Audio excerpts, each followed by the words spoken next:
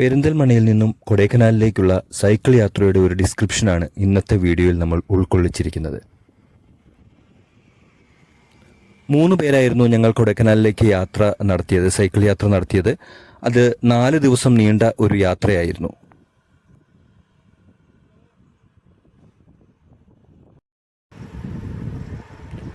ആദ്യ ദിവസം പെരിന്തൽമണ്ണയിൽ നിന്നും രാവിലെ 5 മണിക്കാണ് നമ്മൾ യാത്ര പുറപ്പെട്ടത്. ഇപ്പോൾ കാണുന്ന ഈ റോഡ് നമ്മൾ പെരിന്തൽമണ്ണയിൽ നിന്നും ചെർപ്പുളശ്ശേരി വഴി പാലക്കാടേക്ക് അപ്രോച്ച് ചെയ്യുന്നതാണ്. ചെർപ്പുളശ്ശേരിയിൽ നിന്നാണ് ഞങ്ങൾ പ്രഭാത ഭക്ഷണം കഴിച്ചത്. ഈ ഒരു പമ്പ് ഞങ്ങൾ വെള്ളം റീഫിൽ ചെയ്യാനും ഒന്ന് റിഫ്രഷ് ആകാനും ഫ്രഷപ്പ് ആകാനും ഒക്കെ ആയിട്ട് നിർത്തിയ പമ്പാണ്. മുട്ടിക്കുളങ്ങരയിലാണ് ഈ പമ്പുള്ളത്. നല്ലൊരു പമ്പാണ്. ഇന്ത്യൻ ഓയിലിൻ്റെ നമുക്ക് ഇടയ്ക്കൊന്ന് നിർത്തി വിശ്രമിക്കാനൊക്കെ പറ്റുന്ന രീതിയിൽ സൗകര്യങ്ങളോട് കൂടിയ പമ്പാണിത്.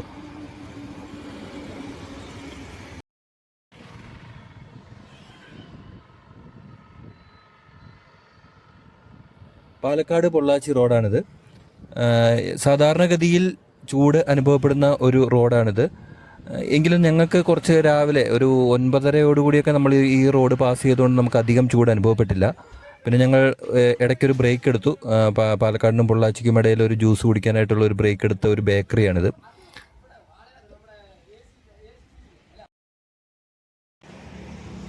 അങ്ങനെ ബ്രേക്കൊക്കെ എടുത്ത് ചവിട്ടി തുടങ്ങിയപ്പോഴാണ് നമുക്ക് ആദ്യത്തെ ഒരു പഞ്ചർ കിട്ടിയത്. എല്ലാ യാത്രകളിലും നമുക്ക് ഉള്ളതുപോലെ തന്നെ ഈ യാത്രയിലെ ആദ്യത്തെ പഞ്ചറായിരുന്നു ഇത്. ആദ്യത്തെ പഞ്ചർ എന്നല്ല, ഈ യാത്രയിൽ ഒരേ ഒരു പഞ്ചറേ ഉണ്ടായുള്ളൂ. അത് ഈ പഞ്ചറായിരുന്നു. അത് ഷാഹിൻ ഭായ് നല്ല വൃത്തിയായിട്ട് അത് അടച്ചു. പഞ്ചർ അടയ്ക്കുന്ന ഒരു ഭാഗമാണ് ഈ കാണുന്നത്.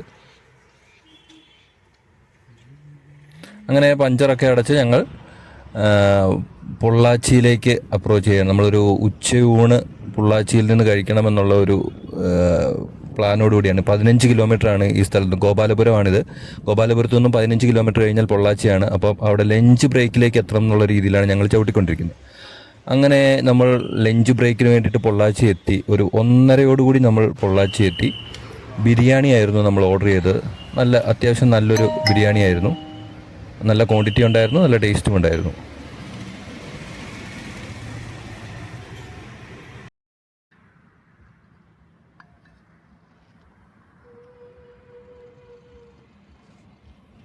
പൊള്ളാച്ചി ഭാഗങ്ങളിൽ നമ്മൾ സ്ഥിരമായി കാണാറുള്ള വിൻഡ് മിൽസ്. അങ്ങനെ ഞങ്ങൾ അവിടെ നിർത്തി കുറച്ച് ഫോട്ടോസൊക്കെ എടുത്തു. ഒന്ന് റിലാക്സായി വീഡിയോ ഒക്കെ എടുക്കുന്ന രംഗമാണിത്. ഇവിടെ കുറച്ച് നേരം നമ്മൾ സ്പെൻഡ് ചെയ്തു. ഒരു 10 മിനിറ്റ് 15 മിനിറ്റ് നമ്മളിവിടെ ഒരു ബ്രേക്ക് എടുത്തു. അതിനുശേഷമാണ് പിന്നെ അടുത്ത യാത്ര തുടങ്ങിയത്. ഇവിടുന്ന് അങ്ങോട്ട് നമുക്ക് പിന്നെ ഹൈവേ ആണ്. അത്യാവശ്യം നല്ല റോഡാണ്. ചെറിയ ക്ലൈംബാണ് എങ്കിൽ പോലും നമുക്ക് നല്ല ഒരു റോഡാണ് ആ ഭാഗത്ത് നമുക്ക് കിട്ടുക. അങ്ങനെ ഞങ്ങൾ പളനിയിലെത്തി. പളനിയിൽ ഞങ്ങളൊരു 6 മണി 6:30 നമ്മൾ പളനിയിലെത്തി. റൂം അന്വേഷിച്ചു. റൂം നമ്മളെപ്പോഴും സെലക്ട് ചെയ്യുമ്പോൾ നമ്മൾ ശ്രദ്ധിക്കാറുള്ളത് സൈക്കിൾ സേഫായിട്ട് വെക്കാൻ പറ്റുന്ന ഒരു റൂമായിരിക്കണം എന്നുള്ളതാണ് നമ്മൾ നോക്കിയത്. അങ്ങനെ ഞങ്ങൾ അന്വേഷിച്ച് കണ്ടെത്തിയ ഒരു റൂമാണിത്. കാർത്തിക് സ്റ്റേ എന്നാണ് നമ്മൾ കൊടുത്തിരിക്കുന്നത്. ഞാനത് ഡിസ്ക്രിപ്ഷനിൽ കൃത്യമായിട്ടുള്ള ആ നമ്പർ അല്ലെങ്കിൽ കോൺടാക്റ്റ് ചെയ്യേണ്ട കാര്യങ്ങൾ നിങ്ങൾക്ക് കൊടുക്കാനായിട്ട് കഴിയും. അപ്പോൾ കാർത്തിക് ആ ഒരു ലോഡ്ജിലാണ് നമ്മൾ സ്റ്റേ ചെയ്തത്. ഇത് രാവിലെ അവർ ഓപ്പൺ ചെയ്യുന്നതാണ്. അതായത് ഈ ഗേറ്റൊക്കെ അടച്ച് നല്ല ഭദ്രമായിട്ട് നമുക്ക് നമ്മുടെ സൈക്കിൾ അവിടെ സൂക്ഷിക്കാനായിട്ട് കഴിയും. ഞങ്ങൾ പിറ്റേ ദിവസം രാവിലെ ഞങ്ങളുടെ ജേഴ്സിയൊക്കെ ഇട്ട് ഞങ്ങളുടെ സൈക്കിളൊക്കെ റെഡിയാക്കി ഇറങ്ങുന്ന രംഗമാണ് ഈ കാണുന്നത്. അപ്പോൾ അത്ര സേഫായിട്ടുള്ള ഒരു സ്ഥലമായിരുന്നു അത്. പിറ്റേ ദിവസം രാവിലെ നമുക്കറിയാം, പളനിയിൽ നിന്ന് നമ്മളിങ്ങനെ യാത്ര ചെയ്യുമ്പോൾ പളനി ആ ഒരു ബൈപ്പാസ് റോഡാണിത്. അപ്പോൾ നമുക്ക് പളനി മലയിലുള്ള അമ്പലം കാണാം. പളനിയിലൂടെ യാത്ര ചെയ്യുമ്പോൾ അത് ത്രൂ ഔട്ട് നമുക്ക് ഇനി അങ്ങ് കൊടൈക്കനാലിലെ ഓരോ ചുരങ്ങൾ കയറുമ്പോഴും നമുക്ക് ഈ ഒരു മല നമുക്ക് കാണാൻ കഴിയും. അതൊരു ഏകദേശം ഇനിയുള്ള 40 കിലോമീറ്ററോളം ഈ ഒരു മലയെ ചുറ്റിയാണ് നമ്മളിങ്ങനെ കയറിക്കൊണ്ടേയിരിക്കുന്നത്.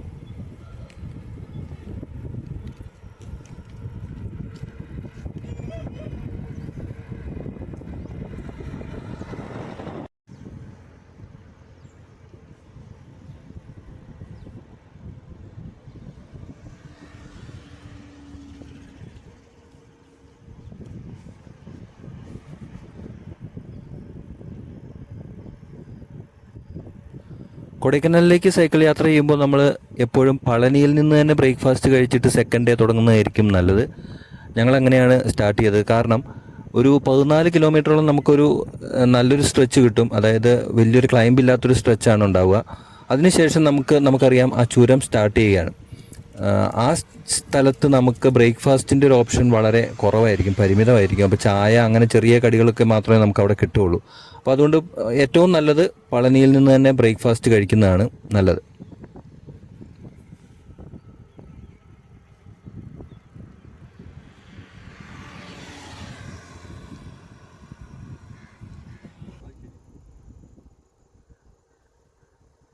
കൊടൈക്കനാലിലേക്കുള്ള യാത്രയിൽ എപ്പോഴും നമ്മൾ ശ്രദ്ധിക്കുന്ന ഒരു റോഡാണിത്. രണ്ട് സൈഡിലും പുളിമരങ്ങളൊക്കെ ആയിട്ട് നല്ല ഭംഗിയുള്ള റോഡാണ്. ഈ റോഡിൻ്റെ അവസാനമാണ് നമ്മൾ ചുരം സ്റ്റാർട്ട് ചെയ്യുന്നത്. കൊടൈക്കനാലിലേക്കുള്ള ചുരം നമ്മൾ സ്റ്റാർട്ട് ചെയ്യുന്ന ഈ റോഡിൻ്റെ അവസാനമാണ്.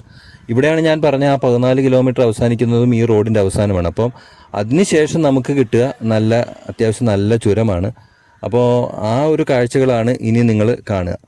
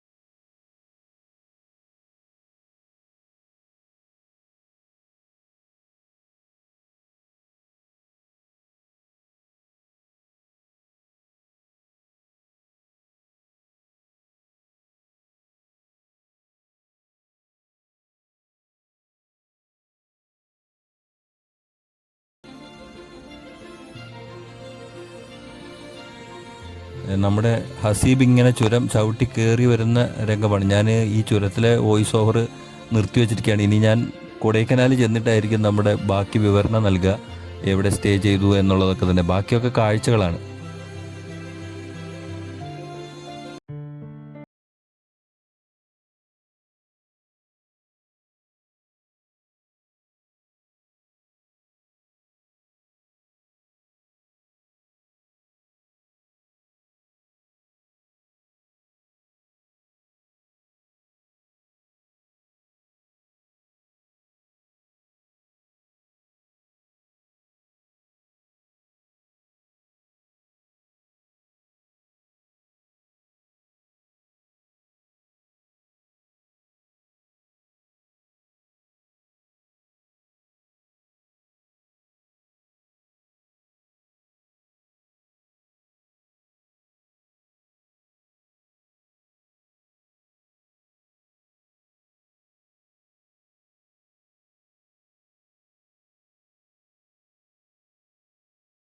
കയറി തുടങ്ങിക്കഴിഞ്ഞാൽ ഈ ഒരു കടയാണ് പിന്നെ വരുന്നത്. നമുക്ക് എന്തെങ്കിലും ഒന്ന് കഴിക്കാനായിട്ട്, അതായത് ഇഡലി, ദോശ അങ്ങനെയുള്ള കാര്യങ്ങൾ കഴിക്കാനായിട്ട് കിട്ടുന്ന ഈ കടയാണ് വരിക. ഇത് ഏകദേശം ഒരു ചുരം കയറി തുടങ്ങി ഒരു 15 കിലോമീറ്ററോളം കഴിഞ്ഞിട്ടാണ് വരിക. അപ്പോൾ ഞങ്ങളവിടെ നിർത്തി ഇഡലി കഴിച്ചു. നല്ല ഇഡലി ആയിരുന്നു. അത്യാവശ്യം ചായ അത്ര പോരായിരുന്നു, ചായ കുടിച്ചത് അത്ര പറ്റിയില്ല. ഇഡലി നല്ലതായിരുന്നു, നന്നായിട്ട് കഴിച്ചു.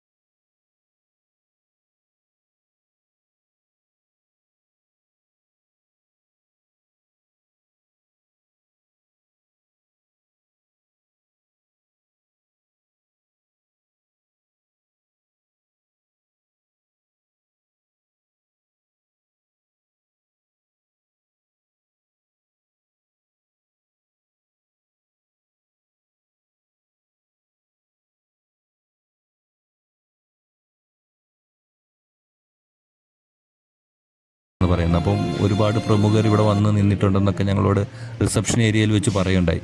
അപ്പം ഇവിടെയായിരുന്നു ഞങ്ങളുടെ 3-ാമത്തെ ദിവസത്തെ stay.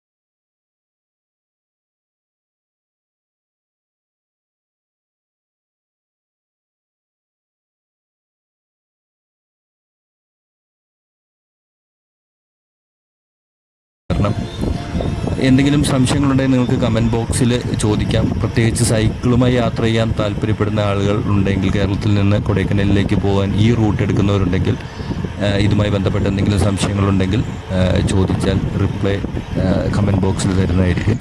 Thank you for watching. Thank you.